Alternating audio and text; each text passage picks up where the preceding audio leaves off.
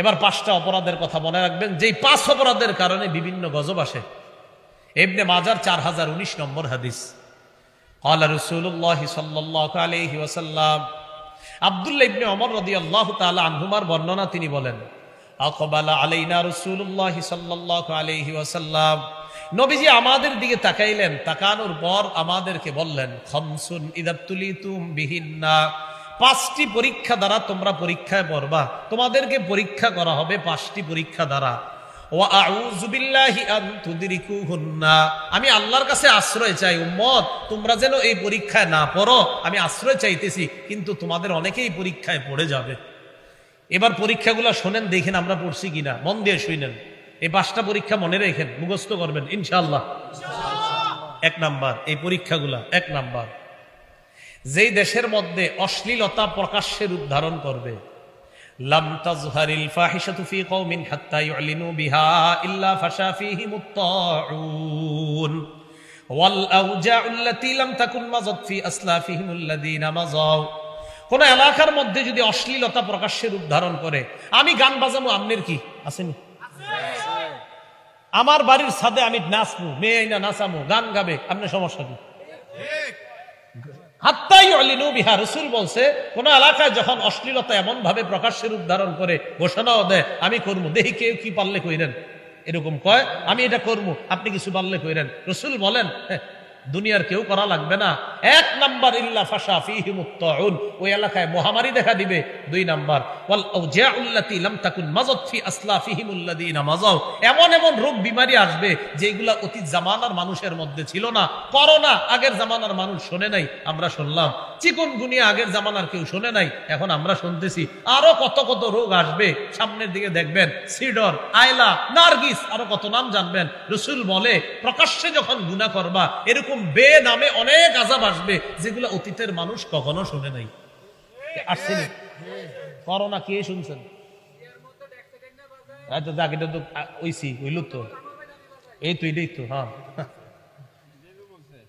তো অশ্লীলতা যখন প্রকাশ্যে করবে, এটা কইরেন না। আপনি অপরাধটা করতেছেন, আবার সিনাজুরি করতেছেন, আমি করবো, তোমার কি?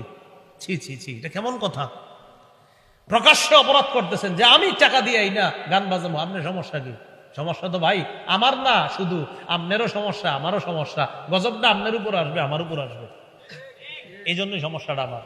যদি কখনো কেউ এরকম বলে, ঠান্ডা মাথায় বলবেন, ভাইজান আপনার অপরাধের কারণে সমস্যাটা শুধু আমার না, এই এলাকার সবার এবং আপনারও। গজবটা যখন আপনার উপরে আসবে, আমাদের সবার উপর আসবে।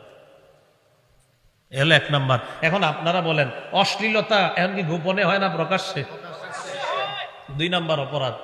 2 নাম্বারটা আমাদের বাংলাদেশে যদিও নাই, বাকি বিশ্বে আছে। আগে শোনেন, দেখেন আছে কিনা, দেশে থাকলে আমাদের বললেন। ওয়ালাম ইয়ানকুসুল মিকিয়াল ওয়াল মিজানা ইল্লা উখিযু বিসসিনিনা ওয়া শিদ্দাতিল মাউনা ওয়া জাওরিস সুলতানি আলাইহিম।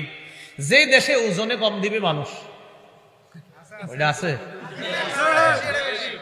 যে দেশের মানুষ ওজনে কম দিবে, মাপে কম দিবে, সে দেশে 3টা গজব আসবে। যেই দেশে ওজনে কম দিবে, সে দেশে 3টা গজব আসবে। 1 নাম্বার, ইল্লা উখিযু বিসসিনিনা, অর্থনৈতিক অভাব অনটন লাগবে, আগের মতো ফসল হবে না, কৃষি খাতে আগের মতো ফসল হবে না। আগে মাছ চাষ করলে যেই পরিমাণ মাছ পাইতেন, এখন আর আপনি সেই পরিমাণ পাবেন না। ওয়া শিদ্দাতিল মাউনা, 2 নাম্বার, বিভিন্ন ধরনের বিপদ আপদ আসতেই থাকবে। 3 নাম্বার, ওয়া জাওরিস সুলতানি আলাইহিম, তাদের উপর আল্লাহ জালেম শাসক চাপায়া দিবে, যেই দেশে ওজনে কম দেওয়া হবে। 3 নাম্বারটা শুনেন, 3 নাম্বারটা দেখেন আছে কিনা। এটা হয়তো এলাকায় না থাকলেও অন্য জায়গায় আছে। ওয়ালাম ইয়ামনাউ যাকাত আমওয়ালিহিম, যেই দেশের সম্পদশালীরা যাকাত দিবে না। কি দিবে না? যাকাত। যাকাত আসছে 1 লাখ, 15,000 টাকার শাড়ি আর লুঙ্গি ইন্না দিয়ে দিছে, বাকি রইল কত? 85,000। সেটা কে দিব? ওয়ালাম ইয়ামনাউ যাকাত আমওয়ালিহিম, যেই দেশের মানুষ যাকাত দিবে না, ইল্লা মুনিউল কতরা মিনাস সামা, ওই দেশে রহমতের বৃষ্টি বন্ধ হয়ে যাবে। এখন কথা হলো, হুজুর তাহলে মাঝে মাঝে বৃষ্টি আসে কেন? নবীজি বলেন, শোনো, মাঝে মাঝে বৃষ্টি তুঙ্গ কারণে আসে না।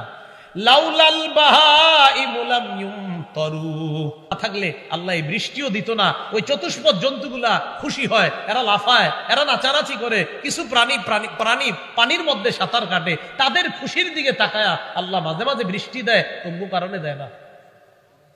তাহলে জাকাত না দেওয়ার পরেও যদি বৃষ্টি দেয়, এটা আমগো কারণে না প্রাণীদের কারণে? এই 3 নাম্বার। তাহলে জাকাত না দিলে রহমতের বৃষ্টি পাবেন না। কৃষকের যখন বৃষ্টি দরকার তখন বৃষ্টি আসাটা রহমত, যখন দরকার না তখন বৃষ্টি আসা কৃষকের জন্য রহমত না। কৃষকের বৃষ্টি রহমত কখন? যখন কৃষকের দরকার যে এখন বৃষ্টি রইলে আমার ফসলটা ভালো হবে, এটা রহমত। কিন্তু ওই বেচারার যখন বৃষ্টি দরকার নাই তখন আসলে আহারে হুজুর ধরা গায়ে গেছে, বাস্তব কথা এটা। 4 নাম্বার, ওয়ালাম ইয়ানকুদু আহদাল্লাহি ওয়া আহদা রাসূলিহি ইল্লা সাল্লাতাল্লাহু আলাইহিম আদুওয়াম মিন গায়রিহিম ফাআখাযু মা ফি আইদিহিম। যে দেশের মানুষ আল্লাহ আর তার নবীর সাথে অঙ্গীকার ভঙ্গ করবে, ওই দেশে আল্লাহ বহিরাগত কাউকে চাপায়া দিবে, আর বাহিরের ওই শত্রু এই দেশের দামি সম্পদগুলা নিয়ে যাবে। কি নিয়ে যাবে? দামি সম্পদগুলা নিয়ে যাবে। হ্যাঁ, দামি সম্পদ নিয়ে যাবে। আমাদের দেশ গ্যাসের খনি, আমরাই গ্যাস পাই না। আল্লাহ বুঝার তৌফিক দান করুন। তো যে দেশের মানুষ আল্লাহ আর তার রাসূলের সাথে অঙ্গীকার ভঙ্গ করবে, সেই দেশে আল্লাহ পাক রব্বুল আলামিন অন্য কাউকে চাপায় দিবে, তাদের দামি সম্পদগুলা নিয়ে নিবে। কোরআনের মধ্যে আল্লাহ বলছে আহাল্লাল্লাহুল বাইআ, আল্লাহ ব্যবসা হালাল করেছেন। হুজুর আমি মুসলমান, আমি ইসলাম ধর্ম পালন করি, আমার ধর্মীয় গ্রন্থের নাম কোরআন, কোরআনে আমার রব বলে দিছে ব্যবসা হালাল। আলহামদুলিল্লাহ হুজুর, খুব খুশি হয়েছি। একটু পরে কইছে ওয়াহাররামার রিবা, সুদ হারাম। হুজুর এটা আবার আল্লাহ কি কইল? এই যে আপনি কোরআনের জানলেন সুদ হারাম, ব্যবসা হালাল। ব্যবসা হালাল অংশটা ভালো লাগছে, সুদ হারাম অংশটা আপনার ভালো লাগে না। তো আপনার এই যে ভালো লাগতেছে না, এর মানে আপনি আল্লাহর কথা মানতে এই জায়গায় আপনার কেমন জানি লাগতেছে। তো ঠিকই তো আপনারটা তো আরেকজনই ছিনিয়ে নিয়ে নেবে, আপনারটা থাকবে না তো। 5 নাম্বার, ওয়ালাম তাহকুম আইম্মাতুহুম বিকিতাবিল্লাহ। কোন দেশের শাসক যদি মুসলমান হয়, সেই শাসক যদি আল্লাহর কিতাব অনুযায়ী ফয়সালা না করে, কোরআন অনুযায়ী যদি ফয়সালা না করে, ইল্লাস জাআলাল্লাহু বাসাহুম বাইনাহুম, আল্লাহ ওই দেশের মুসলমানে যুদ্ধ লাগায় দিবে, মুসলমানে দ্বন্দ্ব লাগায় দিবে। এই জন্য আপনারা মাঝে মাঝে বলেন হুজুর মুসলমানের সাথেই তো তর্ক করতেছি। না, আপনি খুব ভালো চলতেছেন, তো আপনি চলতেছেন উল্টা পাল্টা, তো তর্ক তো লাগবেই। আল্লাহ বুঝার তৌফিক দান করেন। তাহলে এই 5টা অপরাধ, এগুলা কি আছে? এই অপরাধ থেকে আল্লাহ আমাদেরকে বাঁচার তৌফিক দান করেন। এবার আমরা বড় অপরাধের কথা জানবো। সবচেয়ে বড় অপরাধ শিরিক করা। বলেন কি করা? শিরিক কি? সোজা হিসাব, আপনি আল্লাহরেও সেজদা দেন, আবার অন্য জায়গায়ও সেজদা দেন, এটা শিরিক। আল্লাহকে সেজদা দেন, আবার কোথায় জানি আপনি গাড়ি দিয়ে টলার দিয়ে গিয়ে সেজদা দেন, এইটা শিরিক। এটাকে আমি কইছি, যেখানে হোক, যারে হোক, আমারেও যদি দেন, শিরিক। রাসূলের এক সাহাবী আসার পরে হুজুর কি হয়েছে? অমুক এলাকায় গেছি, যাওয়ার পর দেখছি কি তারা নেতারে সেজদা দেয়। আচ্ছা, আবু দাউদ ইবনে মাজার বর্ণনা। তো তারপর হুজুর আমি মনে মনে চিন্তা করলাম, আনতা আহাক্কু আন নাসজুদার, আপনাকে সেজদা করা সবচেয়ে বেশি দরকার। যদি মানুষকে সেজদা করতে হয় তাহলে সেজদা পাওয়ার যোগ্য আপনি সবচেয়ে বেশি। কথা সঠিক, কিন্তু মানুষকে কখনো সেজদা করা বৈধ হলে নবী সবচেয়ে বেশি যোগ্য হবেন। নবীজি কয় এখন কি কইতে চাও? হুজুর আমরা আপনার সেজদা দিন। আল্লাহ রাসূল কয় সাবধান, তুমি যদি আমার কবরের পাশ দিয়ে কখনো অতিক্রম করো, কি করবা? সেজদা দিবা? কয় না। কয় যেমনি ভাবে আমার কবরকেও সেজদা করবা না, আমাকেও কখনো সেজদা করবা না। আল্লাহ ছাড়া কাউকে সেজদা করা জায়েজ নাই। যদি কাউকে জায়েজ থাকতো লামারতু নিসা আন তাসজুদা লিবুউলিহিন্না, তাহলে আমি নারীদেরকে বলতাম, লামারতু নিসা, নারীদেরকে বলতাম আইয়াসজুদনা, তারা যেন সেজদা করে তাদের স্বামীদেরকে। কিন্তু আল্লাহ ছাড়া কাউকে সেজদা করা জায়েজ নাই, তাই কোনো মানুষকে সেজদা দেওয়া জায়েজ নাই। বলেন তো, আল্লাহ ছাড়া কাউকে সেজদা দেওয়া, ডাইরেক্ট এভাবে বলবেন শিরিক। বলেন আল্লাহ ছাড়া কাউকে সেজদা দেওয়া শিরিক, আল্লাহ ছাড়া কাউকে সেজদা দেওয়া শিরিক। সোজা কথা। শিরিক প্রথমত 2 প্রকার। 1 নাম্বার আশিরকুল আকবার, বড় শিরিক। 2 নাম্বার আশিরকুল আসগর, ছোট শিরিক। বড় শিরিক আবার 3 প্রকার।